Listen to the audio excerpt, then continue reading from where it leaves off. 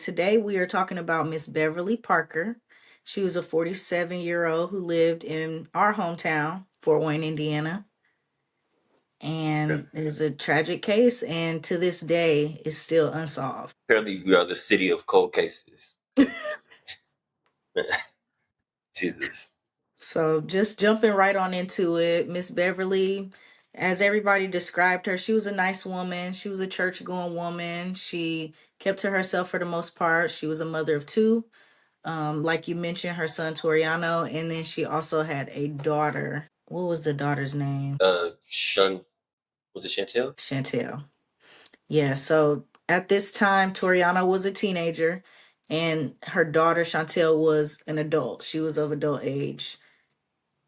And just jumping right into it, Toriano comes home from all night skating. You remember all night skating? Yeah. Okay. Listen, folks dropping their kids off about a good 7:30, 8 o'clock. They got to pick them back up till 6 a.m. Till 6 a.m. Like I vividly remember going to all night skate. Now I don't remember ever staying till 6 a.m., but I can remember about the 2, 3 a.m. point.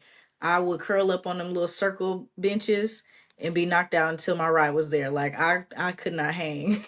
But anyway, long story short, Toriano comes home from the all night skating party to a devastating scene. He finds his mother dead in the kitchen. No, in the living room, excuse me, in a pool of her own blood. Wild, right? So, according to detectives, they Miss Beverly Parker was ambushed from behind. She never saw the person coming, and they stabbed her 25 times. Small, shallow stabs. They said it was very similar to like if someone was being shanked. So like very shallow little wounds. None of these wounds killed her, but they did make her weak and like she was down at this point. Footprints in the blood leading from the kitchen back and forth. It showed that this person came back 2, 3 times, right? So the first time they stabbed her about 23 times, and then they went and got a bigger knife and stabbed her 5 more times because total it was 28 stab wounds. She still wasn't dead after all of this. Ain't that crazy? Like it's giving overkill. It's giving when I first heard that the weapon was a knife, the first thing I thought was this is intimate. This is rage. This is someone is really upset with this woman. For you to stab somebody and then stab them 28 times is crazy.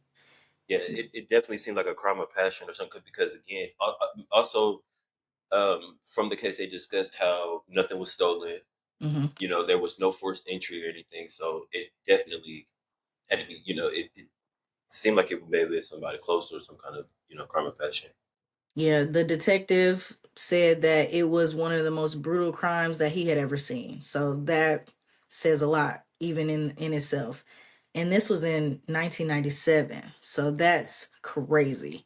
So fast forward, this person has stabbed her a total of 28 times. She's still not dead. She's still clinging to life. And they must notice that she's not gone, right? So the last and final blow, they go into the kitchen and they grab a skillet. From different videos that I've watched, some of them just say it was a skillet, but one video in particular said it was a cast iron. And if you know anything about cast iron, you know that's a big, heavy skillet. Real So, heavy. okay, real heavy. So the last and final blows was to Miss Beverly Parker's head, and they hit her in the head with this frying pan until she was dead. And that just kind of blew me away. Like y'all really was trying to take this lady out. Like it was wild just reading that. It's personal. So very personal.